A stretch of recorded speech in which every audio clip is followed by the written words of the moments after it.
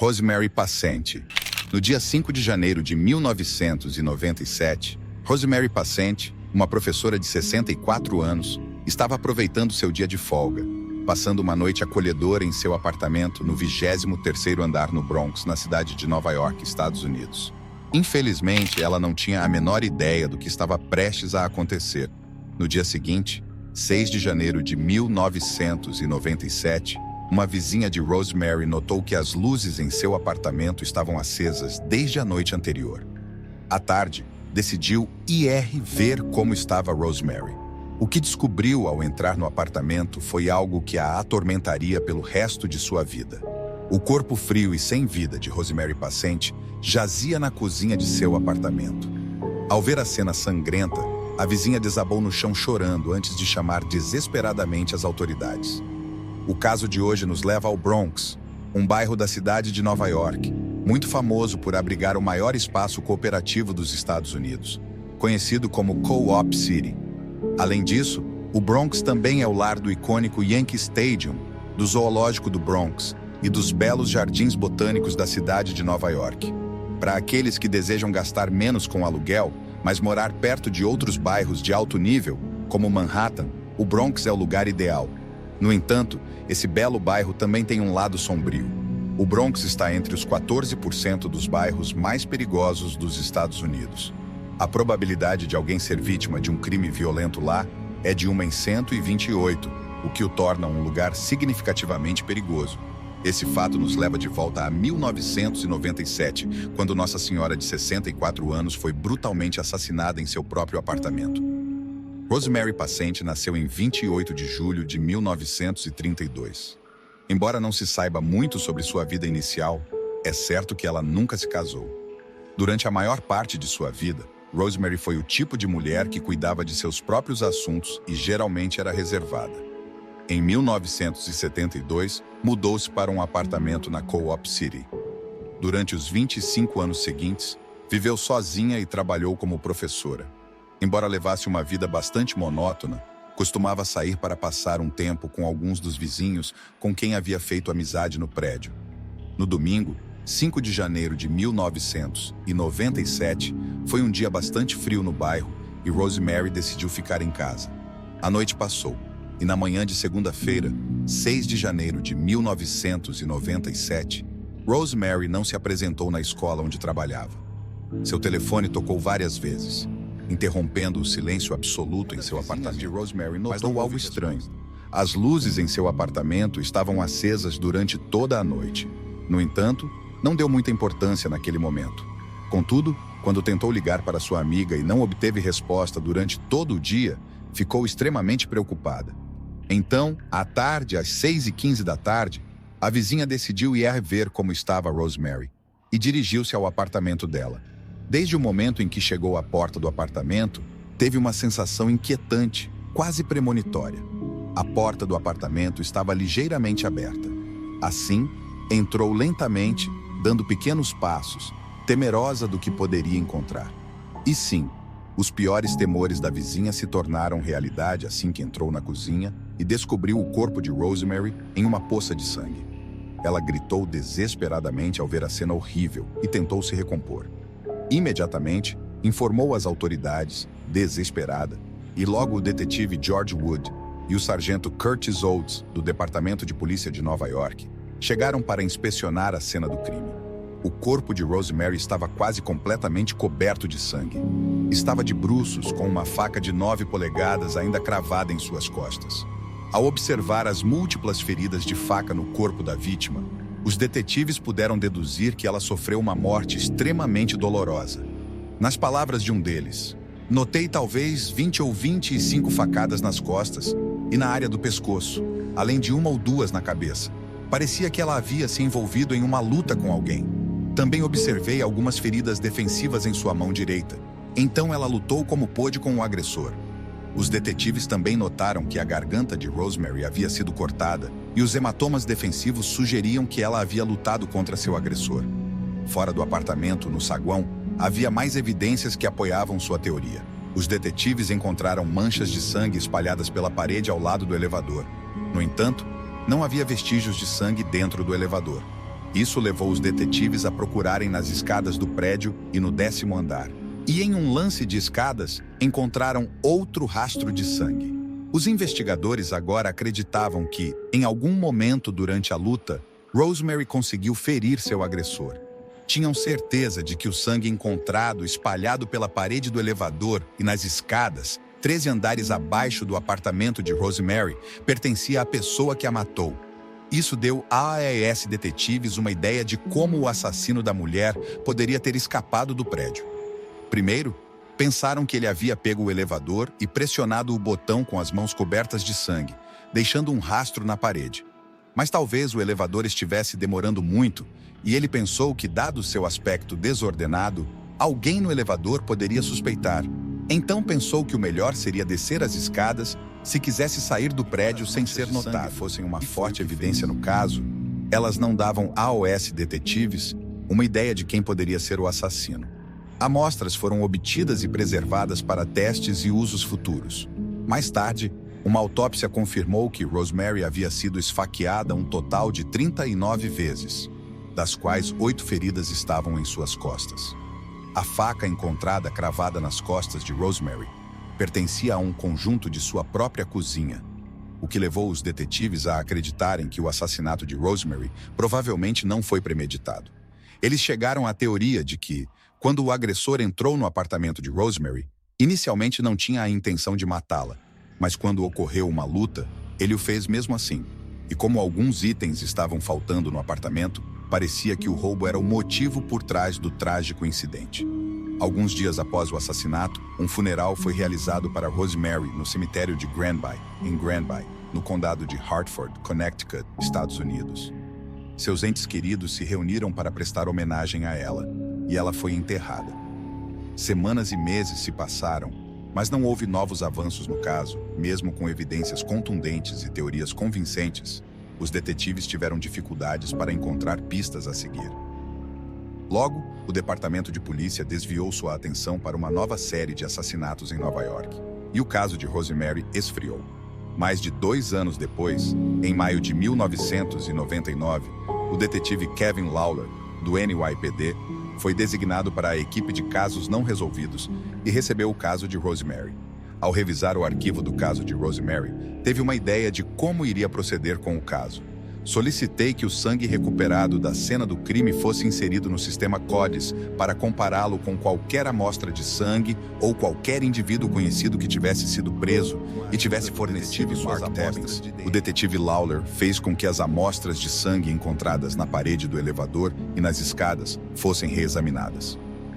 O Departamento de Criminalística conseguiu desenvolver um perfil de DNA do assassino de Rosemary, que foi carregado no Sistema de Índice Combinado de DNA, ou simplesmente CODIS, que é um banco de dados nacional de perfis de DNA. Tudo o que os detetives precisavam fazer agora era esperar e ter esperança de uma correspondência. Após mais 2 anos, em 20 de agosto de 2001, o detetive Lawler recebeu uma ligação do laboratório criminal do NYPD sobre o caso de Rosemary. Fui informado de que havia sido encontrada uma correspondência com o sangue recuperado da cena do crime com um indivíduo chamado Charles Jones. Finalmente havia uma correspondência através do CODIS, e a pessoa foi identificada como Charles Jones, de 28 anos. O detetive Lawler estava desesperadamente esperando essa ligação, e agora que tinha as informações de que precisava, não perdeu tempo em investigar mais a fundo o vínculo genético. Para garantir que não perderia nada, fez uma verificação de antecedentes sobre Jones e descobriu informações intrigantes. Fiz uma verificação de antecedentes sobre ele e descobri seu histórico criminal, que era extenso. Também descobri que ele havia acabado de ser liberado da prisão por um roubo anterior, no qual havia atacado sua vítima. Não estava vinculado ao assassinato de Rosemary, mas como ele havia sido encarcerado após se declarar culpado de um roubo e agressão a outro residente de Co-op City, em 13 de agosto de 1998, foi-lhe exigido que fornecesse uma amostra de DNA logo antes de ser liberado em 10 de agosto de 2001. Então, em 20 de agosto de 2001, quando o perfil de DNA de Jones foi carregado no CODIS, coincidiu com a amostra que pertencia ao assassino de Rosemary. Além disso, na época do assassinato de Rosemary, Jones morava em Co-op City, a apenas alguns quarteirões de seu apartamento. Embora isso fortalecesse o caso contra Jones, ainda não era suficiente para que o detetive Lawler o acusasse. O detetive Lawler percebeu rapidamente que, embora a evidência da amostra de sangue situasse Charles Jones no prédio no momento do assassinato, ela não o situava de maneira alguma dentro do apartamento de Rosemary, onde ocorreu o assassinato. Isso poderia destruir completamente a teoria do detetive sobre o assassinato de Rosemary e dar a Jones a oportunidade de escapar. O detetive Lawler e o detetive Tebbins precisavam de mais informações e provas mais sólidas para encarcerar Jones. Minha teoria era que a pessoa envolvida nesse homicídio entrou no prédio com a intenção de roubar alguém, buscando a oportunidade de invadir o apartamento de alguém. Havia uma distância considerável entre aquele sangue e a cena do crime. Então você precisava estabelecer como o sangue dele chegou ao corredor do 5º andar. Decidiram ir até a casa de Jones e falar com ele. Tentamos localizar esse indivíduo através do seu oficial de condicional e descobrimos que ele tinha um mandado de prisão. Então nosso plano de ação naquele momento foi tentar detê-lo e falar com ele. Fomos ao seu apartamento. Fui informado de que ele não estava em casa e que não sabiam onde ele estava. A família estava protegendo-o, apenas pelo fato de eu ser um policial. Quando os detetives chegaram à casa de Jones, foram informados de que ele não estava em casa naquele momento e que deveriam voltar mais tarde. Como ainda não tinham provas sólidas contra Jones, precisavam ser extremamente cuidadosos com o caso, pois até mesmo um pequeno erro poderia fazer com que todo o progresso fosse perdido. Não queriam que ninguém na família de Jones soubesse o motivo da visita, o que poderia alertá-lo e dar-lhe outra chance de escapar.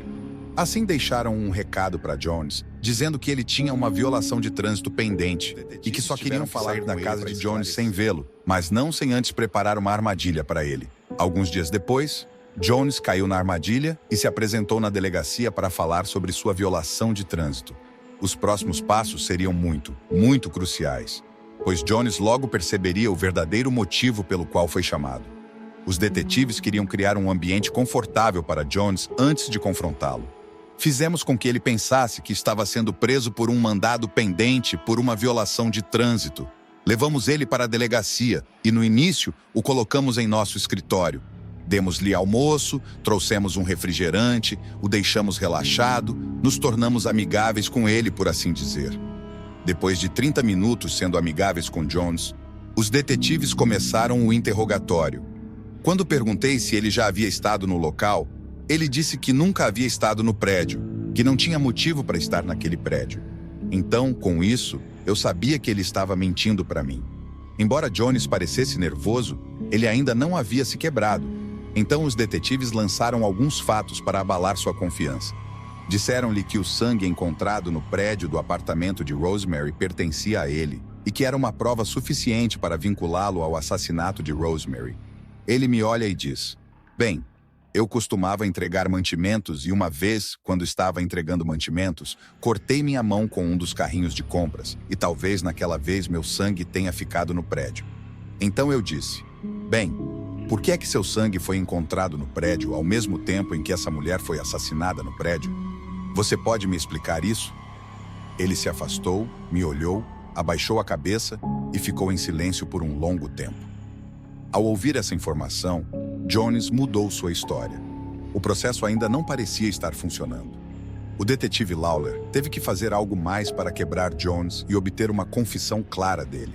Aproximou-se de sua mesa, pegou um envelope, tirou um monte de fotos e as colocou sobre a mesa na frente de Jones. As fotos mostravam o corpo de Rosemary deitado frio e inerte no chão da cozinha. O detetive Lawler pensou que isso poderia levar Jones a admitir sua culpa, mas ele estava enganado. Ele não olhou as fotos imediatamente, simplesmente manteve a cabeça baixa, olhando para o chão. Posteriormente, levantou a cabeça e começou a olhar as fotos que eu estava mostrando da vítima, que não eram agradáveis. Então eu disse: "Bem, sabe de uma coisa? Vou acusá-lo deste homicídio." Ele não me deu nenhuma resposta. O interrogatório continuou por mais 8 horas e só terminou quando Jones finalmente cedeu. Decidiu confessar o assassinato e chegou a um acordo para sua declaração de culpabilidade, pedindo 8 anos de prisão. Ele se recostou, começou a olhar as fotos novamente e disse: "Bem, você tem que me garantir que cumpriria 8 anos de prisão em troca de uma confissão completa do assassinato." Eu disse que não podia garantir que ele obteria 8 anos. Eu disse, vou falar com o promotor público. Qualquer coisa que você e seu advogado concordem com o escritório do promotor está fora das minhas mãos. Com isso, o Sr. Jones decidiu me contar toda a história. Até então, Jones havia compreendido que não havia saída dessa situação. De uma forma ou de outra, teria que ceder e pagar por suas ações. Felizmente, Jones fez a escolha certa. Em vez de contestar as acusações contra ele, deu ao detetive Lawler uma confissão completa, esperando que isso o ajudasse durante sua sentença. Ele abriu a porta do seu lado, me viu e se assustou. Estou tentando dizer a ela que estou entregando suas compras. Ela agarrou uma faca e eu a esfaqueei tentando tirar isso dela. Segundo Jones, todo o incidente foi um simples mal-entendido. Ele insistia que Rosemary o atacou primeiro e que ele só agiu em legítima defesa. Basicamente, ele estava caçando aleatoriamente. Esta foi uma vítima de oportunidade. Quando a senhora Passante confrontou o Sr. Jones, parece que ela foi até a gaveta da cozinha e pegou uma faca para se defender dessa pessoa desconhecida que havia acabado de entrar em seu apartamento. Uma luta aconteceu, na qual o Sr. Jones tirou a faca da senhora Passante e a esfaqueou repetidamente em seu corpo, cortando também sua garganta. Depois disso, o Sr. Jones disse que simplesmente deixou o apartamento, levando alguns objetos. Isso foi tudo. No entanto, algo nessa confissão não convenceu os detetives. Na época do assassinato, Jones tinha 23 anos, media quase 1,83 m, era um homem alto e bem constituído. Defender-se de uma idosa de 1,54 m parecia uma história inventada. Embora parecesse que não se tratava de um assassinato premeditado, os detetives não estavam completamente convencidos de que Jones agiu em legítima defesa. Charles Jones foi preso na sexta-feira, 24 de agosto de 2001, e acusado de roubo e do assassinato de Rosemary Passante. Jones foi informado de que, se contestasse as acusações contra ele no tribunal e perdesse, enfrentaria um longo julgamento por homicídio com uma possível pena de morte como resultado. Na manhã de 11 de janeiro de 2002, no Tribunal do Condado do Bronx, Jones se declarou culpado de homicídio em primeiro grau e foi condenado a 19 anos de prisão. A captura de Charles Jones trouxe alívio para muitos residentes do Bronx, mas especialmente para os vizinhos carinhosos de Rosemary. Embora sua amiga já estivesse falecida há muito tempo, ela nunca seria esquecida. Resolver o caso de Rosemary trouxe um enorme alívio para sua família e amigos. Belinda Bailey, uma das vizinhas e amiga de Rosemary, disse que o assassinato de sua amiga permaneceu um mistério por quase 4 anos. Aqueles 4 anos foram os mais dolorosos para ela. Ela morava logo no final do corredor do apartamento de Rosemary, e cada vez que passava por lá, na manhã do dia 15 de agosto de 1975, às 11h23 da manhã, uma ligação telefônica foi feita ao Departamento de Polícia de Marple. O chamador era David Zandstra, um ministro que também estava encarregado de um acampamento bíblico de verão. Seu relato foi assustador. Uma menina de 8 anos chamada Gretchen Harrington havia desaparecido. Gretchen havia saído de sua casa no condado de Delaware, Pensilvânia, com a intenção de caminhar até o acampamento que ficava a menos de 800 metros de distância, mas nunca chegou. Imediatamente, uma busca frenética por Gretchen foi iniciada, mas não teve sucesso. 2 meses depois, no dia 14 de outubro de 1975, os restos esqueléticos de Gretchen foram encontrados no Parque Estadual Ridley Creek, próximo dali. Apesar dessa revelação chocante, o crime permaneceu sem solução, deixando a comunidade ao município de Marple, localizado no condado de Delaware, Pensilvânia, Estados Unidos. Segundo dados de 2015, tinha uma população de mais de 23 mil pessoas. O município de Marple abriga várias atrações interessantes, incluindo os campos de Broomall e os Jardins Marple. Marple é um lugar relativamente seguro para se viver, com uma taxa de criminalidade inferior à média nacional. Seu índice de criminalidade de 0,17 o torna uma das cidades mais seguras da Pensilvânia. Foi aqui que começou a história de Gretchen Harrington. No dia 13 de junho de 1967, Gretchen Eleanor Harrington nasceu de Harold Boyd Harrington e Anna Harrington. Naquela época, seu pai Harold trabalhava como ministro em uma igreja presbiteriana. Cresci aqui e ela morava no final da colina, a igreja, Seu pai era pastor lá. Jacqueline Morgan tem lembranças perturbadoras de um caso que chocou o condado de Delaware durante 48 anos. Outros também lembraram imediatamente de agosto de 1975 e do desaparecimento de Gretchen Harrington, de 8 anos. Centenas de pessoas a procuraram pouco depois de ela desaparecer de sua casa na Lawrence Road. Você se lembra se foi um momento assustador em que as pessoas simplesmente... Sim. As pessoas definitivamente tinham medo de deixar seus filhos saírem. Além de seus pais, Gretchen tinha 2 irmãs mais velhas chamadas Zoe e Harriet. A família de Gretchen a descrevia como uma pessoa que irradiava bondade e tinha uma natureza doce e gentil. Em 1975, aos 8 anos, Gretchen frequentava o 2º ano da escola cristã do condado de Delaware em Newtown Square. Parecia que tudo estava indo bem para Gretchen e sua família, até que um evento trágico interrompeu suas vidas. Na manhã do dia 15 de agosto de 1975, Gretchen saiu de casa para participar de um programa de acampamento bíblico de verão. Este acampamento tinha 2 localizações. A primeira era a capela da igreja Trinity Christian Reformed, onde um homem chamado David Zenstra era pastor. A segunda localização era a Igreja Presbiteriana Reformada, onde o pai de Gretchen, Harold, era o pastor. As atividades do acampamento bíblico aconteciam pela manhã na primeira igreja, e depois David levava as crianças para a segunda igreja. As famílias Harrington e Zenstra se conheciam bem, já que moravam perto uma da outra, e ambos os pais trabalhavam como pastores, enquanto ambas as mães desempenhavam o papel tradicional de esposa de pastor. Na verdade, uma das filhas de Zenstra era a melhor amiga foi incomum. Tipicamente, ela caminharia até o programa de acampamento bíblico de verão com suas 2 irmãs, Zoe, de 12 anos, e Harriet, de 11 anos. Isso fazia parte de sua rotina diária. No entanto, nesse dia em particular, sua mãe Anna havia acabado de dar à luz a uma bebê chamada Jessica e estava levando a recém-nascida para casa. Zoe e Harriet decidiram ficar e esperar seu retorno. Apesar dessa mudança na rotina, Harold, o pai de Gretchen, a encorajou a ir ao programa de acampamento bíblico de verão para manter seu recorde de presença perfeito. E assim, Gretchen começou a caminhada sozinha, enquanto seu pai se despedia dela.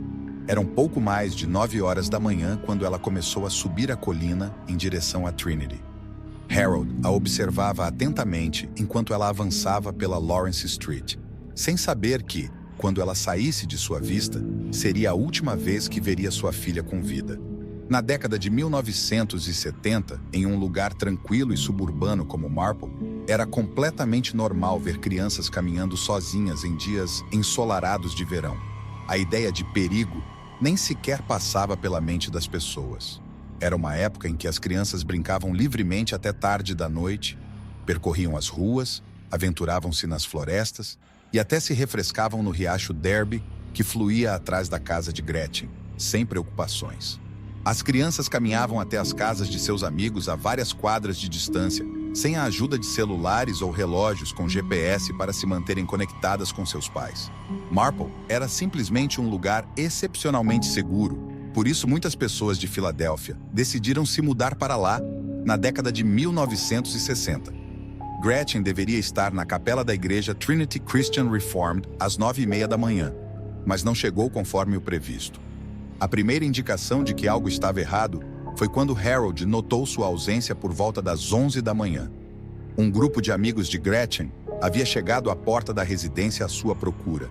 Preocupado e sem conseguir encontrar Gretchen nas aulas ou por perto, Harold agiu imediatamente. Ligou para a capela da igreja Trinity Christian Reformed e falou com Maggie Zenstra, esposa de David, na tentativa de determinar o paradeiro de sua filha. No entanto, foi informado de que ela não havia sido vista. Após isso, o departamento de polícia do município de Marple foi contatado e Gretchen foi formalmente reportada como desaparecida. O desaparecimento de Gretchen abalou Brummel e o município de Marple. No dia seguinte, 16 de agosto de 1975, foi iniciado um extenso esforço de busca que envolveu centenas de pessoas para encontrá-la. Isso incluiu bombeiros voluntários e unidades caninas que vasculharam ambos os lados do riacho, campos e áreas arborizadas. Um helicóptero da Polícia Estadual da Pensilvânia escaneava no dia 17 de agosto de 1975, apenas 2 dias após seu desaparecimento, a polícia teve que cancelar a busca em grande escala devido à falta de informações para continuar. O chefe de polícia, Daniel Hennessy, admitiu abertamente a um jornal local que não tinham pistas sobre seu paradeiro. Essa situação mergulhou toda a cidade em um estado de pânico, abalando a sensação de segurança da comunidade até o seu núcleo. Você se lembra se foi um momento assustador em que as pessoas simplesmente... Sim. As pessoas definitivamente tinham medo de deixar seus filhos saírem.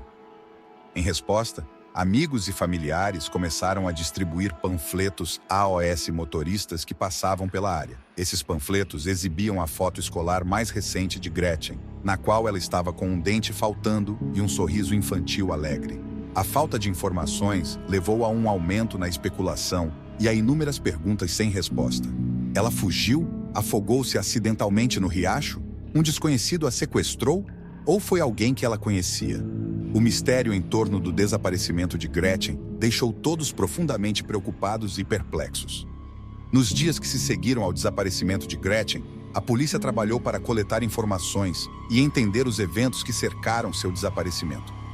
Uma das entrevistas-chave ocorreu no dia 19 de agosto, quando falaram com David. Durante essa conversa, David revelou que havia transportado um grupo de crianças para a igreja no dia em que Gretchen desapareceu. No entanto, ele afirmou que não a havia visto naquele dia em particular.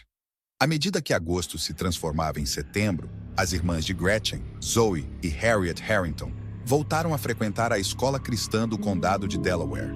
No entanto, seus colegas tinham dificuldade em se aproximar delas ou iniciar uma conversa, sem saber o que dizer diante de uma situação tão angustiante. Quando os métodos de investigação tradicionais não produziram resultados, a polícia decidiu seguir um caminho não convencional em sua busca por Gretchen. Eles recorreram à ajuda de uma vidente chamada Judith Richardson Himes, que era conhecida por ter usado suas habilidades psíquicas para ajudar as autoridades a resolver quase 100 casos criminais, especialmente aqueles envolvendo crianças desaparecidas.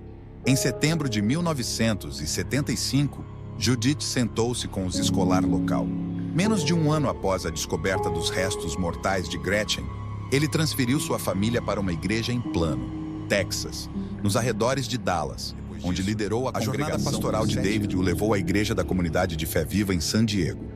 Sua última designação pastoral foi em Fairfield, Califórnia, onde se aposentou em 2005, aos 65 anos. As autoridades estavam cientes de que esse longo período de liderança lhe proporcionava considerável influência e acesso a jovens vulneráveis, o que levantava questões sobre a possível extensão de suas ações durante esses anos. A comunidade de Marple finalmente obteve algumas das respostas que procurou por décadas, mas o chocante desdobramento dos acontecimentos não trouxe paz a muitos residentes. Era muito mais reconfortante acreditar que um estranho, um criminoso perturbado, havia cometido esse ato atroz.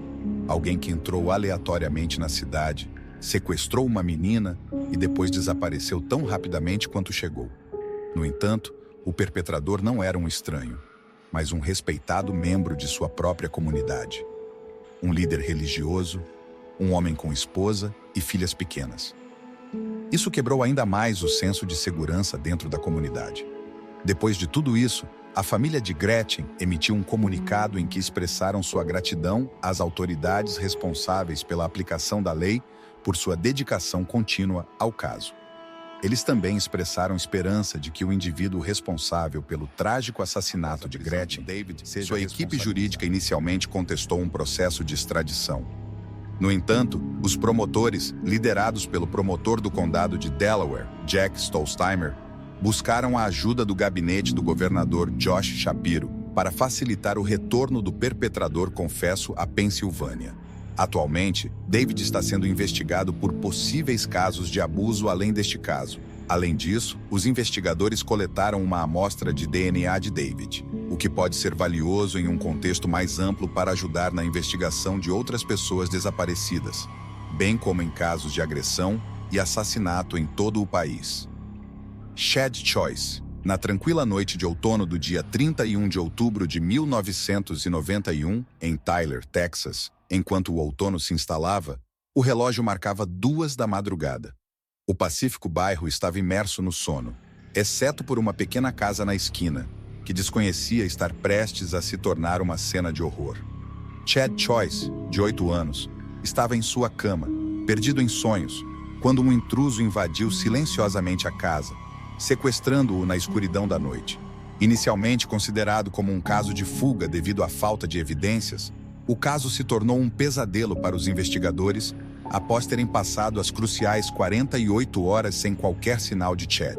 A cidade de Tyler, nomeada em homenagem ao 10º presidente dos Estados Unidos, John Tyler, é a maior do Nordeste do Texas e é frequentemente chamada de Capital das Rosas ou Cidade das Rosas. Tyler ganhou sua reputação devido à sua extensa história na produção, cultivo e processamento de rosas. Todo mês de outubro, a cidade recebe milhares de turistas. No entanto, outubro de 1991 tomou um rumo sombrio quando Chad Choice desapareceu misteriosamente, sem deixar rastro, lançando uma sombra sobre a atmosfera geralmente vibrante. Ernest Chadwick Choice, carinhosamente conhecido como Chad Choice, chegou ao mundo no dia 26 de abril de 1983, no Texas. Era um dos 4 queridos filhos da família Choice, uma alma bela e profundamente adorada por sua família, especialmente por sua mãe, Karen Elaine Choice. Chad era um jovem extrovertido, rodeado por um grande círculo de amigos com quem brincava frequentemente. Além disso, seu forte vínculo e relacionamento afetuoso com seus irmãos era evidente, pois costumavam desfrutar de momentos de qualidade juntos. A natureza enérgica e animada de Chad também se manifestava em suas visitas regulares ao parque. Chad tinha uma irmã mais velha chamada Angela Choice, que lembra com carinho que seu irmãozinho tinha paixão por andar de bicicleta, subir em árvores e praticar esportes. Não foram divulgados detalhes sobre os outros irmãos. Como estudante na escola primária Mamie J. Griffin, a vida de Chad estava em plena fase de desenvolvimento. Aos 8 anos, tinha todo o futuro pela frente. No entanto, o destino muitas vezes toma rumos inesperados e, tragicamente, o destino de Chad já estava selado. A rotina diária da família Choice foi destruída na manhã de 31 de outubro de 1900 e eu estava me preparando para a igreja, tomando café e lendo, como sempre fazia. Decidi não acordar as crianças. Naquela manhã fatídica, a mãe de Chad, Karen, levantou-se cedo e foi à igreja sem acordar os filhos, permitindo que continuassem dormindo. No entanto, apenas alguns minutos após o início do serviço na igreja, Karen recebeu um telefonema. Era minha filha, e ela perguntou se Chad estava comigo. Respondi que não, que o deixei em casa. Ela disse: "Bem, procuramos em toda parte e não conseguimos encontrá-lo." Karen voltou correndo para casa e começou a procurar Chad pelo bairro. Pediu ajuda a OS vizinhos, mas apesar dos esforços coletivos e de uma busca exaustiva, Chad parecia ter desaparecido sem deixar rastro. Era como se tivesse evaporado no ar. Estávamos olhando para cima para ver se ele estava nos pregando uma peça, e caminhamos ao redor da casa olhando para as árvores para ver se ele estava lá. Mas ao mesmo tempo havia algo que simplesmente continuava me incomodando. Simplesmente tinha essa sensação de que algo estava errado. Agora era a vez da polícia investigar o caso. Karen ligou para o 911 para a delegacia de polícia de Tyler, onde o sargento Bill atendeu e chegou à sua casa logo após a chamada. Durante sua inspeção inicial, procurou sinais de arrombamento, mas não havia indícios de entrada forçada. Além disso, não havia sinais de luta dentro da casa. A primeira coisa que ele notou foi que não havia sinais de entrada forçada na porta. Com base na investigação inicial, o sargento começou a considerar a possibilidade de que Chad pudesse ter fugido de casa. Não vimos nada como uma entrada forçada, nenhuma pista de sangue, nenhum sinal de saque, coisas que seriam indicativas de uma cena de crime. No entanto, Karen acreditava firmemente que seu filho havia sido sequestrado, e à medida que o sol se punha e o dia se transformava em uma noite fria, sua atenção se transformou em medo. O medo começou a se instalar e você se pergunta o que está acontecendo, com quem ele está, porque eu sabia que já estava escuro e que ele estava pronto para voltar para casa. Somando-se ao seu medo, As cruciais 48 horas haviam passado sem qualquer sinal dele. Não é sempre assim em todos os casos, mas se você não está no caminho de resolver algo em 48 horas, será difícil de resolver. Mais tarde, durante a entrevista, a irmã mais velha de Chad, Angela Choice, forneceu uma peça crucial de informação ao detetive. Suas chaves de casa haviam desaparecido no dia anterior e ela se lembrava claramente de tê-las deixado junto à porta dos fundos de sua residência.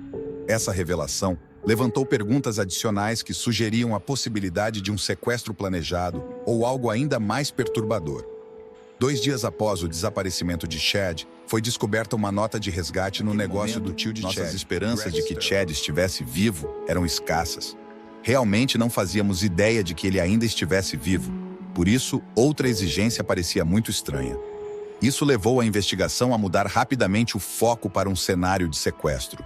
Enquanto a família tentava entregar o dinheiro na estação de ônibus Greyhound, conforme as instruções, o sequestrador não apareceu. Houve um momento de renovação por um breve instante. Depois sentamos ali e esperamos, mas eles não vieram.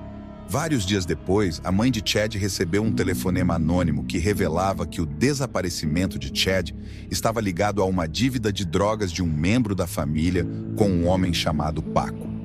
Os investigadores descobriram que Greg Sterling devia dinheiro a 3 traficantes de drogas colombianos na área, Paco, Júnior e Carlos, o que lançou luz sobre um possível motivo para o sequestro de Chad. No entanto, o caso continuava a ser esquivo. No primeiro aniversário do desaparecimento de Chad, sua mãe, Karen Choice, descobriu uma nota presa ao para-brisa de seu carro. A nota afirmava que Chad ainda estava vivo e exigia $6.000 para seu retorno seguro. Esse desenvolvimento reavivou a investigação, enchendo a família Choice de esperança e orações para rever Chad. No entanto, o caso sofreu um revés quando o sequestrador desapareceu novamente, o que fez com que a investigação voltasse a estagnar. 4 anos depois, em outubro de 1995, uma sacola de compras apareceu na porta da família Choice. Inicialmente parecia uma sacola de supermercado normal, mas ao abri-la revelou algo que assombraria Karen pelo resto da vida. Dentro do pacote havia um que dizia que isso poderia ser verdade, mas eu estava dizendo que não, Chad ainda está vivo. Posteriormente, o crânio foi enviado ao FBI para análise. Amostras de DNA da família Choice foram coletadas para compará-las com o DNA do crânio e confirmar sua identidade como Chad. Apesar desses esforços, os resultados continuavam inconclusivos. Mais tarde, o crânio foi enviado para uma universidade no Texas para um exame mais detalhado que envolvia a experiência da antropologia forense. Às vezes, especialmente no caso de crianças quando não há muitos registros médicos ou dentários, podemos recorrer a outras técnicas. Por exemplo, se acreditamos saber a quem pertencem os restos, poderíamos solicitar fotografias do indivíduo e tentar fazer uma comparação entre os restos esqueléticos e uma fotografia. Os resultados chegaram e, infelizmente, os piores temores de Karen foram confirmados quando a análise forense revelou que o crânio pertencia de fato a Chad. Os investigadores lutaram contra a natureza impiedosa de uma pessoa que não apenas cometeu um crime, mas que continuava atormentando a família da vítima por anos. Apesar da luta para compreender o que havia acontecido, Karen tinha em seu coração a sensação inabalável de que nunca mais veria Chad com vida. Agora, só podia rezar por justiça. Que esse demônio faça algo assim e depois coloque isso na porta da família. Quem é essa pessoa? Uma raiva surgiu em mim como nunca antes havia sentido. Eu precisava descobrir quem era essa pessoa. Enquanto o caso de Chad Choice se tornava cada vez mais difícil de resolver, outra narrativa se desenvolvia na prisão do condado de Smith no início de 1996.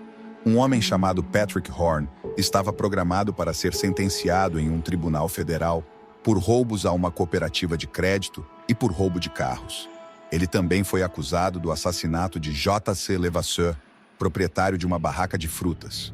A mesma cooperativa de crédito foi assaltada de novo, é a mesma coisa. 2 homens entram com o rosto coberto, armados, e atacam imediatamente os caixas, pegando-os de surpresa e exigindo dinheiro. Acreditávamos que as mesmas 2 pessoas provavelmente eram responsáveis. Aconteceu da mesma forma. Entraram 2 negros mascarados. ficou evidente que ele estava destinado a passar o resto da vida atrás das grades ou até mesmo enfrentar uma possível pena de morte. No entanto, este homem de quem estamos falando logo se tornaria o centro do caso de assassinato de Chad. Isso aconteceu quando ele mencionou o nome de Chad Choice à polícia durante seu tempo na prisão. Embora isso pudesse ter sido parte de um acordo para reduzir sua sentença, para os investigadores marcou o primeiro avanço significativo que haviam alcançado do bairro da família Choice e era amigo deles. Durante sua entrevista sobre o caso de Chad, Horn informou AOS investigadores que conhecia a identidade do assassino de Chad. Segundo o relato de Horn, Chad foi assassinado por 2 traficantes de drogas locais, ambos cidadãos colombianos, conhecidos pelos apelidos de Paco e Carlos. Mas o caso estava prestes a se tornar ainda mais complicado. Após a declaração de Horn, ele recebeu um pacote em sua cela na prisão que continha um osso de perna de uma criança pequena, confirmado posteriormente por meio de análise como pertencente a Chad. Os carcereiros interceptaram esse pacote que foi enviado a Pat Horn e encontraram o que parecia ser um osso de perna, além de uma nota ameaçando-o de morte, ele ou sua família, caso revelasse qualquer informação sobre Chad. Horn afirmou à polícia que Paco e Carlos haviam enviado o pacote. No entanto, os detetives não conseguiam se livrar da sensação de que Horn estava escondendo algo importante sobre toda a história. Apesar dos interrogatórios repetidos pelos detetives, Horn manteve constantemente que não tinha informações adicionais, além de que Paco e Carlos eram os culpados. No entanto, no dia 31 de maio de 1996, Horn finalmente revelou algo mais. Ele nos disse que havia ajudado a cavar um buraco, uma cova para Chad, a mando de Paco e Carlos. Ele nos disse basicamente: eu também sou uma vítima neste crime. Tudo o que fiz foi ajudar a enterrar a criança, não tive nenhuma outra participação nisso, e agora estão me ameaçando por meu conhecimento sobre o que eles fizeram. Depois, Horn revelou a localização exata onde Chad estava enterrado. Pouco depois, ele foi escoltado pela polícia até o número 401 de Sunnyside, em Tyler, que era o próprio quintal de Horn. Acho que uma das coisas que nos fez duvidar de Pat Horn foi saber o quanto ele estava envolvido com esses caras, porque Pat tinha a fama de exagerar e tentar inflar sua própria importância. Isso realmente abriu as portas para considerarmos que ele estava mais envolvido nisso do que nos contava. Alguns dos agentes e oficiais cavaram, encontraram um saco plástico e cavaram um pouco mais, encontraram ossos, encontraram roupas. Às 4 da tarde desse mesmo dia, os detetives começaram a escavar e descobriram os restos esqueléticos de Chad junto com cápsulas de balas de calibre 38. Esse momento marcou uma reviravolta repentina na investigação. Com as evidências diante deles, todas as suspeitas apontavam diretamente para Patrick Horn. Sem demora, em junho de 1996, os investigadores se apressaram até Athens, uma cidade no Texas, onde se encontrava um homem que se esperava ser uma peça crucial do quebra-cabeça para resolver o caso de uma vez por todas. Aproveitamos a oportunidade quando ele estava sob custódia em Athens e realmente realizamos uma entrevista intensa com ele, e ele decidiu falar. Esse homem não era outro senão o irmão de Patrick Horn, Keaton Horn, que enfrentava acusações por violação da liberdade condicional. Desta vez, as suspeitas do detetive estavam completamente corretas. Com a declaração de Keaton, esse caso se solidificou em provas concretas de que Horn era o responsável por esse famoso crime. Ele admitiu que desenterrou os ossos ou o osso da perna e os enviou pelo correio para Pat na prisão, e sob sua direção, preparou a nota para que parecesse uma ameaça de Paco e Carlos. O que Keaton fez foi nos mostrar que Paco e Carlos não haviam se comunicado com Pat para ameaçá-lo, mas que Pat havia se comunicado consigo mesmo, basicamente, para fazer parecer que estava sendo ameaçado. O que foi um avanço muito para enganar os investigadores desmoronou, e a solução para um caso aparentemente insolúvel estava finalmente em suas mãos. No entanto, uma pergunta ainda persistia. Por que Horn matou Chad? A ambição de Pat era ser um gangster, ser um criminoso, e Pat é uma dessas pessoas que, acredito, se não for reconhecida por outra pessoa, se certificará de que alguém reconheça o que ele fez. Quero dizer, é uma espécie de orgulho doentio pelo que ele fez. No dia 24 de setembro de 1999, 8 anos após o assassinato de Chad Choice, o júri declarou Horn culpado no Tribunal do Condado de Smith e o condenou à morte. No entanto, mesmo no final de sua vida, Horn não deixou de atormentar a família Choice. Horn recusou-se categoricamente a assinar a renúncia que permitiria a liberação dos restos mortais de Chad para sua família realizar um enterro adequado. Legalmente, era necessário que ele concordasse com a liberação, já que os restos mortais eram evidências em seu caso. No entanto, ele insistiu em manter o controle sobre o destino dos restos mortais do pequeno Chad, de 8 anos. Inicialmente, Horn assinou uma renúncia indicando seu consentimento para a liberação dos restos mortais de Chad Choice. No entanto, o documento foi perdido de alguma forma entre o escritório de seu advogado e o escritório do juiz. A juíza do distrito, Diane DeVasto, anunciou em uma audiência em dezembro de 1999 que ordenaria a liberação de 30 itens, incluindo o crânio de Chad e outros ossos para sua família realizar o enterro, desde que Horn, Tony Wilkinson de Greenville, enviou o documento a Horn via Federal Express, antecipando seu retorno assinado em um dia. No entanto, passou-se um mês sem nenhuma resposta de Horn. Ele não respondeu a várias cartas de seu advogado e ignorou as mensagens enviadas através dos funcionários da prisão federal de Atlanta. O promotor adjunto, Ed Martin, declarou que, se os restos mortais fossem entregues sem a renúncia, poderiam ter que ser exumados em algum momento no futuro. Não está claro quando Horn assinou a renúncia, caso tenha feito isso. Eu te tratei como a um filho, sempre te recebi em minha casa, te alimentei, rezei por você. E quanto a Chad? Quer ver uma foto para se lembrar dele? Não quer ver a foto dele? Eu preciso saber, Pat. E quanto à vida de Chad? Ninguém lhe deu essa escolha. Você fala como se fosse um durão. Maldição. Você se meteu nisso quando levou o filho dela. Você não deveria ter levado o filho dela, maldição. Eu não levei nenhum corpo maldito. Maldição, ela te tratou como um membro da família, Pat. Ajude-a. Levante-se e ajude-a. Apenas ajude-a. Pat, eu preciso saber. Pat. Vão todos se ferrar, cara. Pat, por favor, Pat. Pat, eu preciso saber. Pat.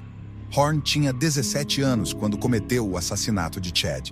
De acordo com uma decisão da Suprema Corte dos Estados Unidos, qualquer pessoa menor de 18 anos não pode ser executada. Por isso, sua sentença foi comutada para prisão perpétua. Embora isso possa não ter sido a forma exata de justiça que Karen Choice desejava, ela pode encontrar consolo ao saber que Patrick Horn nunca será libertado. Paola e Lera. Às 4h45 da tarde do dia 24 de janeiro de 1991, em East Harlem, Nova York, Paola e Lera, de 13 anos de idade, voltou para casa após a escola. Sua mãe a deixou entrar quando ela chegou ao prédio e Paola se dirigiu ao apartamento de sua família no 30º andar. No entanto, misteriosamente desapareceu durante esse curto trajeto. 3 horas mais tarde, por volta das 7h30 da noite, um homem que passeava com seu cachorro descobriu o corpo sem vida de Paola a cerca de meio quilômetro de sua casa. Enquanto o sol se punha naquele trágico dia, o bairro ficou com perguntas inquietantes. O que aconteceu com Paola e quem poderia estar por trás de seu desaparecimento e morte? Paola e sua família faziam parte da comunidade de East Harlem, também conhecida como El Barrio, localizada no coração de Manhattan, Nova York. Este enclave culturalmente rico é famoso por sua mistura dinâmica de tradições, arte e espírito comunitário. East Harlem conta com uma população diversificada com uma forte herança hispânica e latina, como demonstram seus animados festivais, restaurantes e murais coloridos que adornam suas ruas. O bairro abriga o famoso Museu da Cidade de Nova York, que exibe a história da cidade. Segundo as estatísticas, a probabilidade de ser vítima de um crime em East Harlem é de aproximadamente 1 em cada 22. E é aqui que começa a nossa história. Paola Hilera nasceu na Colômbia no final da década de 1970, filha de seus pais César e Olga Hilera. Ela tinha 2 irmãos mais velhos, Júlio e Alexandra. Em junho de 1990, Paola, junto com sua mãe e seus 2 irmãos, mudou-se para East Harlem, Nova York, na esperança de encontrar uma vida melhor. Eles moravam no 30º andar de um prédio de apartamentos na rua 111 Leste, onde ficaram com o tio de Paola, Guilhermo Ospina. Seu pai, César, permaneceu na Colômbia trabalhando como taxista e estava economizando dinheiro para se juntar a eles. Paola começou a frequentar a escola secundária 99.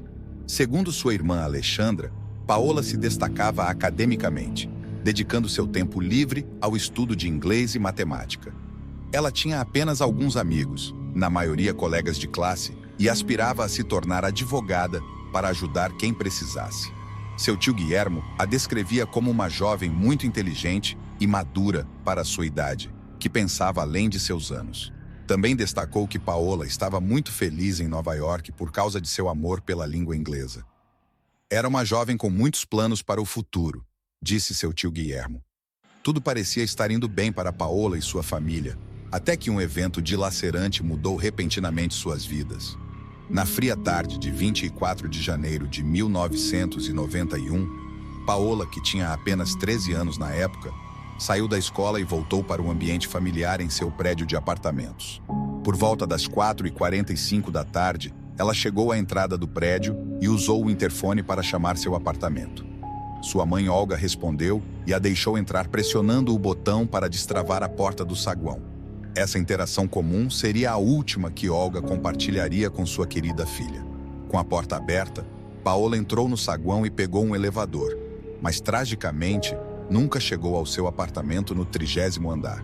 10 minutos depois, quando Paola não havia chegado em casa, seu irmão e seu tio ficaram preocupados e sentiram que algo estava errado, decidindo ir procurá-la. Enquanto desciam apressadamente para o saguão, o encontraram completamente vazio. Começaram a procurar desesperadamente por Paola na vizinhança, mas parecia que ela havia desaparecido no ar. 3 horas depois, por volta das 7h30 da noite, um homem que passeava com seu cachorro fez uma descoberta assustadora. Ele viu uma figura sem vida deitada em um caminho perto do rio East. A área estava cheia de elementos relacionados a drogas, como frascos, seringas e isqueiros usados. Tragicamente, o que ele encontrou foi o corpo de Paola, que estava sem vida. O local onde foi encontrada estava localizado a aproximadamente meio quilômetro ao sul do prédio de apartamentos onde morava. Quando os detetives chegaram à cena, depararam-se com uma imagem profundamente triste. Havia uma ferida de punhal no centro do peito e, após um exame mais detalhado, descobriram que ela tinha uma ligadura em volta do pescoço e que mal saía sangue da ferida de punhal. Não havia pistas que indicassem quem poderia ter cometido esse crime. A única coisa que encontraram no corpo de Paola foi um relógio dos New Kids on the Block em seu pulso e um pedaço afetou profundamente não só sua família, mas também todo o bairro. Sua mãe, Olga, estava inconsolável e lutava para aceitar a perda de sua filha. Tanto os alunos quanto os professores da escola de Paola estavam em estado de choque. Após essa tragédia, os professores realizaram reuniões com os alunos para oferecer apoio àqueles próximos de Paola, ajudando-os a superar sua dor. Também aconselharam todos os alunos a não andarem sozinhos naquela área, por razões de segurança.